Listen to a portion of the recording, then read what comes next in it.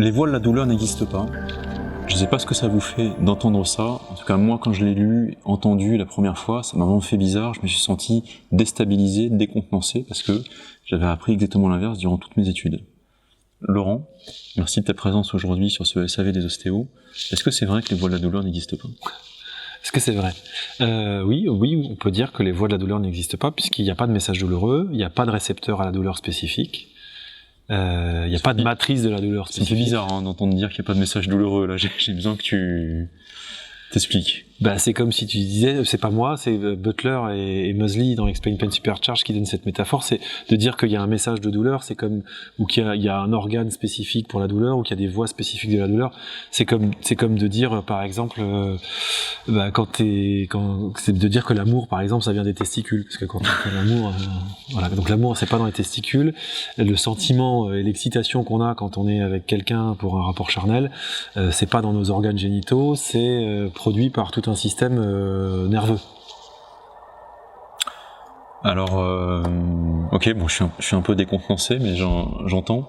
Donc, s'il n'y a pas ces voies, ces récepteurs à la douleur, qu'est-ce qu'on a ? On a un système de détection de menaces.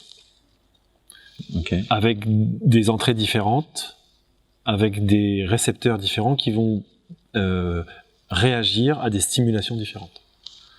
Par exemple là, je te pince, voilà, aïe. C'était vrai, hein. Ouais. Ça fait mal. Oui. Si je te le fais des fois, ça va peut-être faire plus mal parce que c'est pas parce que j'ai pincé plus fort, c'est parce que ton système il était déjà prêt à se dire pourquoi il me le refait. Et si toi tu te repinces au même endroit, ça fait un peu moins mal normalement. Ah oui, tu peux même appuyer plus fort. Voilà. En gros, t'as des récepteurs qui ont des clochettes qui sont un peu mis en branle parce qu'on a stimulé par un stimulus mécanique. Et ce stimulus mécanique, il remonte dans ton système nerveux périphérique et central en influx électrique. D'accord. Et l'influx électrique, il arrive dans certaines zones qui s'embrassent dans le cerveau et qui te disent là, il y a Lolo qui est en train de t'arracher la peau, retire ton bras. En gros, et en très gros. C'est un peu plus complexe que ça, mais en très gros, c'est ça. Alors que toi, quand tu te pinces, vas-y, pince fort. Voilà, plus fort. Là. Là, pour l'instant, ton système, il dit t'es en train de te toucher la peau. Voilà, donc tu stimules tu stimules les mêmes fibres, tu les stimules, tu peux même plus les stimuler, et pourtant à la fin il y a quelqu'un qui te dit là-haut, ou il y a quelque chose qui déduit que c'est pas cohérent de te dire que ça fait mal, parce que tu vas pas t'arracher la peau. Sauf si tu te pinces vraiment très fort, vas-y, très fort jusqu'à ce que ça te fasse mal. Oui. Là ça commence à te faire mal. Là ton système te dit qu'il serait peut-être cohérent que t'arrêtes de te pincer, tu vas peut-être t'arracher quelque chose. Voilà. Donc c'est un système de détection de menaces qui donne un message cohérent qui va dire ça serait bien que tu arrêtes de faire ça. Donc pas de voie de la douleur, pas de récepteur de la douleur. On peut dire qu'on a par contre des nocicepteurs qui détectent. Alors qui détectent les menaces homéostatiques, c'est des détecteurs de menaces homéostatiques, thermiques, chimiques ou mécaniques. Piqûre, coupure, brûlure.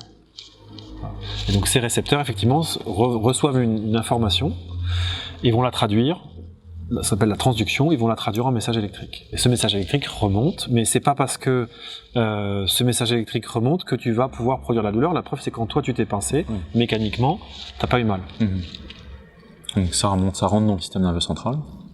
Et après, il se passe des choses très complexes qui dépendent de plein de choses. Là, en l'occurrence, la surprise a fait peut-être que c'était un peu plus douloureux, peut-être que le fait que je sois plus costaud et dangereux pour toi, ça c'était peut-être un peu plus douloureux, que je t'ai pas trop pincé avant et que tu le savais pas. Et puis la deuxième fois quand je t'ai pincé, tu t'es dit mais il est malade ce gars, on est en train de tourner une vidéo. Donc c'était pas du tout cohérent que je te repince une deuxième fois.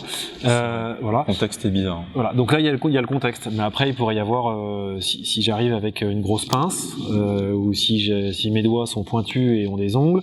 Bref, le contexte, les émotions vont moduler en fait cette production de messages conscients. Les croyances. Si tu penses que j'ai des doigts qui ont du poison, par exemple, si je te dis que j'ai du poison au bout de mes doigts et que si je te pince, le poison rentre, tu vas avoir plus mal. Mais si je pense que t'es un bon ostéo. Forcément, là, tu auras pas mal. Excellent. Donc à quoi ça sert pour nos patients, pour nos confrères thérapeutes manuels, soignants, thérapeutes de façon générale, de savoir qu'il n'y a pas de voie de la douleur? Ça permet d'arrêter de focaliser sur les tissus et de dire si on a mal, c'est à cause des tissus. Et d'essayer de trouver une source dans les tissus de douleur parce que il existe de la... Voilà. Donc en fait, c'est d'abord comprendre que la nociception, ce qui s'est passé, ça c'est-à-dire que ce processus d'encodage neural d'un stimulus nociceptif, c'est ce qui vient de se passer là. Je t'ai pincé, traduction, tac pouf, production d'un message conscient. C'est que il y a un processus d'encodage neural nociceptif qui est la nociception, et que ce processus, il est ni nécessaire ni suffisant pour produire de la douleur. Donc c'est vraiment séparer la nociception et la douleur. Et donc, c'est pas parce que on a mal qu'il y a de la nociception dans les tissus, et c'est pas parce qu'il y a de la nociception dans les tissus qu'on a mal. Mmh. Et donc ça nous permet de nous dégager des tissus, un petit peu, parce qu'on a été très centré sur les tissus, pour essayer de trouver une source de la douleur dans les tissus. Donc, si on se décentre des tissus, ça peut peut-être permettre de plus se centrer sur l'humain, sur l'être humain et la relation. En fait. Oui, en fait, quand quelqu'un a mal, au lieu d'essayer parce que le gars qui rentre au cabinet, il a mal au dos. Si en plus il ressort du cabinet avec une L5 à droite, un bassin tordu et une jambe trop courte, il est content quoi. Enfin, il est rentré, il avait juste mal au dos, il ressort, il a des merdes dans son corps en plus. C'est pas cool pour lui. Alors que en plus, ces problèmes structurels qui sont pas des vrais problèmes sont pas la cause de la douleur.